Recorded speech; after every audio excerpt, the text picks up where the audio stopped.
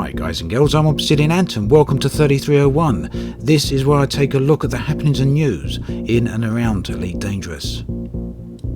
Today we're going to talk about the new Pleiades community goal that will allow a station to finally be built inside a nebula, the details and footage we saw in the SRV livestream from last week, along with the reveal that David Braben gave to us on Friday, and also we're going to talk briefly about the Smuggling Nerf that happened last week.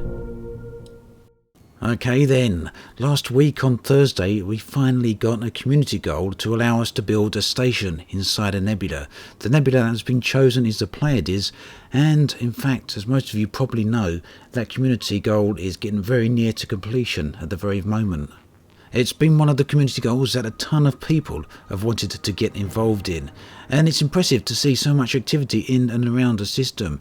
On a few occasions I've just sat there outside the station just watching dozens of people come and go, and it's fantastic to see that sort of interaction within the game.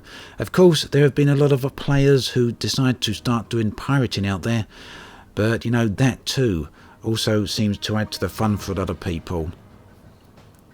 And naturally that also gives the opportunity for other players to come along and try and act as protectors. So all good. It seems pretty clear at this point that the community goal is going to be in multiple stages. So far it's only been requested of us to just collect the metals to allow the station to be built. So I'd imagine that in the next step we should hopefully see the station starting to get constructed. And maybe the community goal there will allow us to determine the sort of services that station will happen. Who knows, that's something we're going to have to wait and see. Obviously we don't get any details on that until it actually happens. But if I do recall correctly, with the first community goal that allowed us to build a station, the players actually got to determine the level of services the station actually had through the various tiers that we were able to unlock in the community goal. So hopefully something like that will go on this time. And of course sooner or later the station itself is going to have to be moved out to the Pleiades. Maybe it will just head out there on its own, or perhaps we'll also get another community goal allowing us to gather the exploration data before the transfer actually occurs. It's going to be interesting to see how that all goes in either event. As for the system that finally gets chosen, my personal hope for that is that the station ends up in Maya. It's a great system, and as well as being surrounded by the gorgeous nebula that's there, it also has a black hole there as well, so something a lot of players probably wouldn't get to see otherwise. Now on Wednesday we saw a live stream from Frontier that showed at last some driving in the SRVs. And this took place on a rocky world. We actually got to see a lot of the planetary surface as well as its features such as canyons and craters and things like that. We also got to see a cobra both landing and taking off from the planet, and this was a pretty interesting sight. One thing's for sure though, it's clear that the sense of scale is very different when down on the planets. For the first time in game, without having to rely on virtuality, it's pretty easy to appreciate the size of even a smaller ship like the Cobra.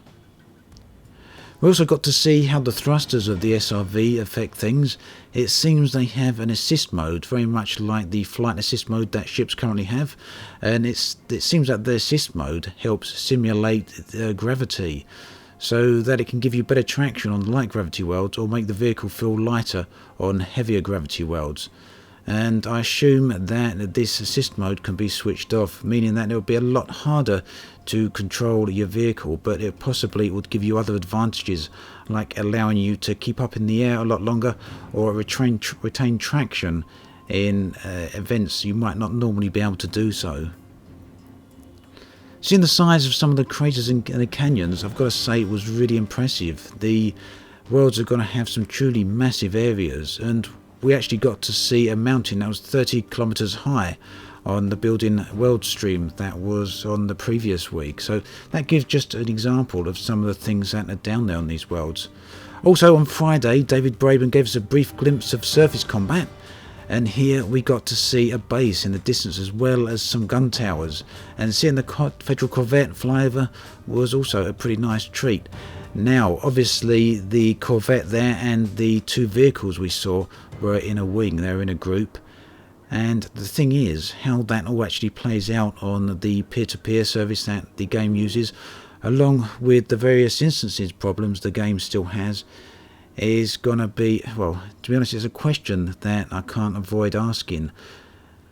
Although a lot of people seem to do quite well in instances and in wings within the game, there's still quite a lot of problems, and you only have to have a brief visit to the forums to see how that happens, how much of that is actually going on still. So hopefully that resolves itself a bit down on the worlds. It would be a bit of a pain to see any trouble down there. Nonetheless, it was all fun to see that going on down on these worlds, so good stuff. Now, last week in 3301, I commented on many people were making huge sums of money from the smuggling runs out of Sothis. Unfortunately, or perhaps fortunately, depending on how you look at it, the smuggling runs were nerfed. I think that took place on Tuesday or Wednesday of last week, and the nerf reduced down the payout from those missions, as well as the amount of times that these missions appear on the bulletin boards. Now, those missions are actually paying out between 6 and 9 million per mission, and people are actually stacking those missions, giving them the possibility to earn 20 to 30 million credits per hour. So, in many respects, it was pretty great while it lasted. It gave a lot of people the chance to get a lot of money. But that said, I tend to side a little bit with the people that say the payouts were perhaps a bit too high.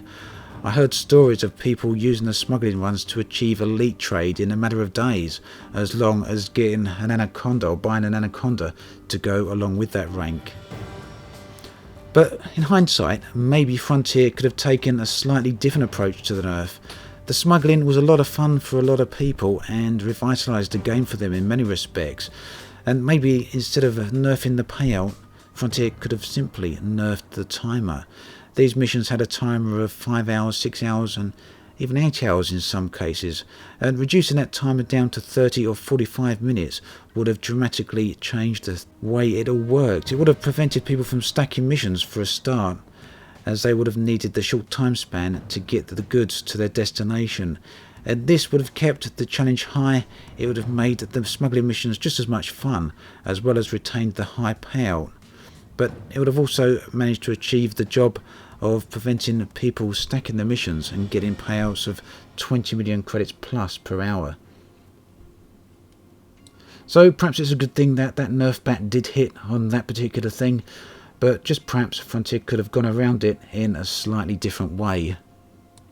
Okay, to wrap up, I just want to mention that Frontier have got another live stream coming up this Wednesday, and this one is taking a look at combat in the SRV, and that's very much like the little sneak peek we got from David Braben on Friday, but hopefully this one should be a lot longer and perhaps allow us to see the combat in a bit more detail, and maybe even a wing or two along with the SRVs and some ships. Anyway, I think that just about wraps it up. If the community goal still is ongoing for Pleiades, do head out there if you feel up to it and see if you can help getting that Nebula station constructed. As always, thanks for watching, and I'll catch you guys and girls next time. At last, we have got an active community goal to build a station out in a nebula. Pleiades is a chosen destination, and the community goal has now started. I'm going to get to the details on that in just a moment, but before we get to that, I thought you'd like to see what the nebula itself actually looks like and to see what we are working for. This system here is Maya.